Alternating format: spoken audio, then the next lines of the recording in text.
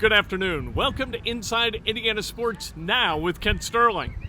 It's Friday, July 2nd, 2021. We're brought to you by the great people out here, Wolfie's at Geist. The Beer Garden, open all weekend long. Music tomorrow, music Sunday. Going to be a fantastic 4th of July weekend out here at Wolfie's at Geist. Punch, subscribe, hit like, ring the bell. Let's go. Let's talk about sports. What I want to talk about today more than anything else is talk about sports media and how athletes, coaches, others who deal with sports media and media in general need to behave and alter their behavior in order not to have negative things happen. And so we saw yesterday that Phil Mickelson spoke to the media, and he was upset about an article in the Detroit News that chronicled a story that he's not very proud of, a chapter in his life that he doesn't like, and it's where he was taken for $500,000 by a bookie based in Michigan. There was a trial. The bookie was convicted in 2007, and he has since died. He is now deceased. But this story cropped up again because Phil Mickelson is playing in the Rocket Mortgage Classic in Detroit. And so Phil Mickelson said that as a result of the Detroit News doing what it did, he hadn't got to come back and play in Detroit again. And so what happened? What was the outcome? Phil Mickelson, let's put it in golf vernacular. He hits this shot. What is the result of the shot? The result of the shot is that story is still above the fold at ESPN.com. It's in that top headlines portion of the website. So what are people doing? They're reading about it. Why is Phil Mickelson upset? Okay, he's upset at the Detroit News, and there's a link to the article. So I'm going to click on that link, and I'm going to read that article. It's exactly the thing that Phil Mickelson did not want to have happen. Phil Mickelson would like that story to go away. How do you make it go away? You don't feed it oxygen. You don't mention it. You don't acknowledge it. You say nothing about it. That's what you do. What did Phil Mickelson do? He addressed it and said that he's not going to come back to Detroit. So not only are people going to read that article, but they're going to see him as a petulant guy who doesn't really understand the strategy of media. And what's the Detroit News get? Millions of clicks.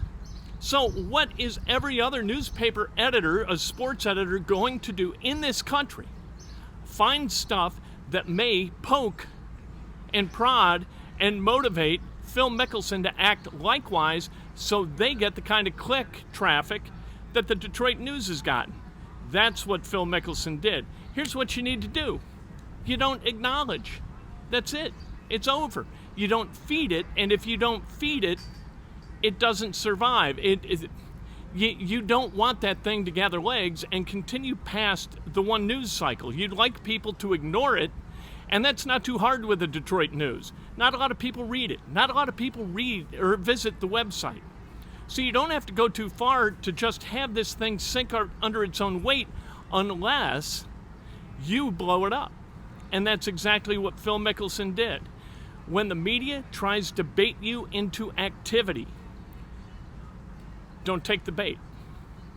It's just that simple. Phil Mickelson took the bait, and he made the Detroit News relevant for more than one news cycle. Just because they dredged up this decade-old story, in fact, longer than that. The guy was convicted 14 years ago, for God's sake, and he's dead. He's dead. The story's dead. The Detroit News tried to resurrect it, and without Phil Mickelson stepping all over it and blowing it up, it would be dead. Nobody would have read it. Who in the hell cares? For God's sake, Phil Mickelson cares. Don't. When people try to bait you into an activity, don't give it life. But through your movement into it. Don't comment on it. Don't be a party to it. That's how you diffuse it. What is the thing? What is the lifeblood of media? Whether it's radio, TV, or newspapers, it's conversation, right? That's what ESPN tries to do with First Take. That's what Fox Sports 1 tries to do with that crazy show with Sharp and Bayless, right? That's what Sports Talk Radio tries to do. Who does it best in Indianapolis? Dan Dakich does. You can't walk into a sports bar in the city of Indianapolis or walk into a media room for any of the, whether it's Pacers, Colts, whomever, Indiana, Purdue, Butler, everybody is talking about what Dan Dakich is talking about. Dan, smart. He activates conversations. Do you know how many radio shows, and this includes my own, do you know how many times I've heard other radio stations discussed in sports media kind of club rooms? You know what I mean? Like in the Colts media room? Zero. None. I've never heard their names mentioned. Dan Dakich, every single time. Why? Because Dan knows where to go. He knows the buttons to push, and he does a significantly interesting show. Today he had Rick Carlisle on, and it was a terrific 20-minute interview between Dan and Rick Carlisle. Rick Carlisle in 1984 was part of a Virginia team that sent Dan Dakich's Indiana team home in an Elite Eight game. Virginia goes on to the Final Four. It was very interesting. It was interesting because Dan is unafraid to ask good questions that are logically framed, but not easy questions to ask, like he did today about putting together the staff, where Rick Carlisle has hired a couple of guys, one of them Ronald Norred, former player at Butler and a longtime assistant coach in college basketball and the NBA, and actually started out his coaching career as a head coach at Brownsburg High School. So he's talking about that in a really, really interesting way. So people are going to talk about it. That's the lifeblood. That's why Dan's show gets the ratings that it does. It's not external marketing. There is no external marketing, right? It's all internal. It's all word of mouth.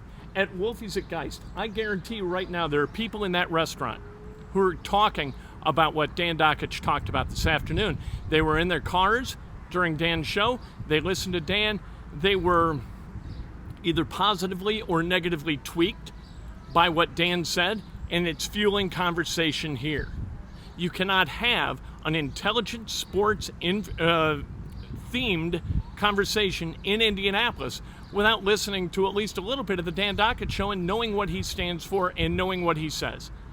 And today, it was the interview between he and Rick Carlisle. I don't get to listen every day because I'm working, but today, on my way to visit the beautiful Stella, we had an opportunity to listen to almost that entire interview, and it was fantastic. Dan did a great job. Anyway, what media does is try to poke on some levels, tries to poke and get people to stumble into inflating a story beyond the boundaries where it really belongs, so it does get a lot of clicks. And that's what happened for the Detroit News, because Phil Mickelson, just like at Winged Foot in 2006, he hit driver in 18 instead of a 4-wood, right, with a one-stroke lead. He loses the tournament. Yesterday, he talked to the media about the article in the Detroit News and said because of it, he's not coming back to Detroit. And so he made it a story. And because he made it a story, millions of people have read the story that he wanted everybody to ignore. You want people to ignore something, you got to ignore it yourself. You can't give it life with your words, your perspective, or your interest in it. If you're interested, if you're the subject of an article and you're interested in it, other people are going to be interested in it. You can't give it oxygen. You can't let the fire burn more brightly because of how you move through it and try to dispose of it. And speaking of Dan, Dan does this with the Indianapolis Star all the time. The Indianapolis Star will write about Dan. Dan will talk about it, and because of that, they get a bunch of clicks. And nobody would have known that the story was on IndyStar.com if not for Dan saying so. They get free advertising, writing a story that annoys the participant in the story, and he provides that advertising. Strategically, unless Dan's trying to throw heat on the Indianapolis Star, kind of swing and a miss, just like Phil Mickelson swung and missed yesterday, you have got to treat the media with the respect they deserve, as well as the lack of respect that they sometimes earn. And if you learn how to do that, and if you've read The Art of War, never give your opponent what they want. Never respond with what they're looking for, right? That's what Phil Mickelson did yesterday. That was his mistake, and that's why that story continues to have legs. The interview with Rick Carlisle was fascinating. I like this Rick Carlisle. You don't hear him laugh much. He laughed a little bit with Dan, talked about his staff, talked about Miles Turner and Domas Sabonis and whether they can play together and whether Miles Turner can be motivated to go down to the block, do his damage down there rather than camp in the corner and hit three-pointers or miss three-pointers. The Indiana Pacers are at a crossroads, right? How good a team can this be with Rick Carlisle as a coach? I think they can be pretty good, but I think they need a point guard. You know, you've seen what a point guard can do for the Phoenix Suns, right? They went out and got Chris Paul, and Chris Paul has turned Devin Booker into a really good basketball player. The Suns are really fun to watch. Good for Chris. CP3 getting it done, going to the NBA Finals tomorrow night. Game 6 for the Bucks and the Hawks. The Bucks could earn their first trip to the NBA Finals since 1974 when the Big O and Kareem played for Milwaukee. And this should really give Pacers fans a little window of hope that it can happen. You know, if you can do it in Milwaukee, you can do it here.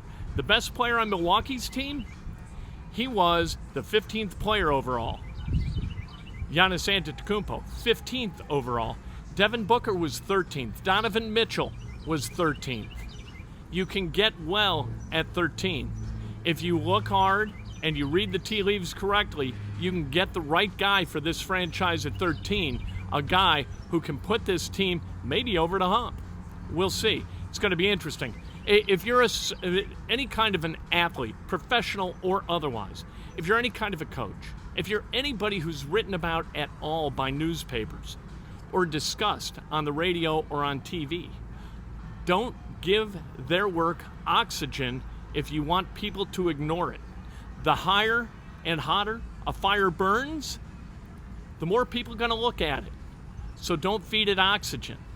You've got to know when to ignore the media, know when to use the media, and know when to allow yourself once in a while to be used by the media. You've got to develop a little bit of trust, and I'll give you a good example of that, all right? The Indiana Fever are terrible. They're just awful. They're 6 games clear of 11th place. All right, they're in 12th. They're 6 games out of 11th. There are only 12 teams in the WNBA. The 11th place team's only 5.5 games out of first. That's how far behind everybody the Indiana Fever is. But you know what? Tamika Catchings could not be a nicer person. So who's writing terrible articles about Tamika and about the Indiana Fever? Nobody. Because the media likes Tamika, and frankly, the Fever are not an above-the-fold entity in Indianapolis. I don't want to say nobody cares, but the number of people who care about the Fever pales in comparison to the number of people who care about the Indiana Pacers. If Kevin Pritchard in the 2020 draft drafted a guy 3rd overall and then cut him a year later, he'd be gone. Like, there'd be people with torches out in front of Bankers Life Fieldhouse, right? That's what Tamika Catchings did. She drafted Lauren Cox, number 3 overall. Lauren was waived, and Las Vegas picked her up very, very quickly. You know what? If people in the media didn't really care about Tamika and think that she's an exceptionally nice person, you know what? There'd be a lot more written and spoken about where it comes to the Indiana Fever, but we don't because we like her. You can build that kind of trust in Indianapolis, and it pays off. So if you're one of the exponents in the sports world and you need to know how to deal with media, don't follow Phil Mickelson's lead. Follow Tamika Catchings' lead. Follow Chris Ballard's lead. Follow Kevin Pritchard's lead. Do that, because this is how you build trust with the media. And maybe along the line, you know what, people look and they go, I'd really rather not write this about that very nice person. Monday, we're off for the holiday. Tuesday morning, Breakfast with Kent. Cannot wait to talk to you. 8 o'clock on YouTube, my YouTube channel. 8 o'clock, a little bit later, 8:15-ish on Facebook Live. Can't wait to talk to you then. In the meantime, come on out to Wolfie's. The beer garden's going to open at about 5:30. Music tomorrow night, Sunday night. Cannot wait for the fireworks. Great weekend to be alive and in central Indiana. The weather's going to be fantastic.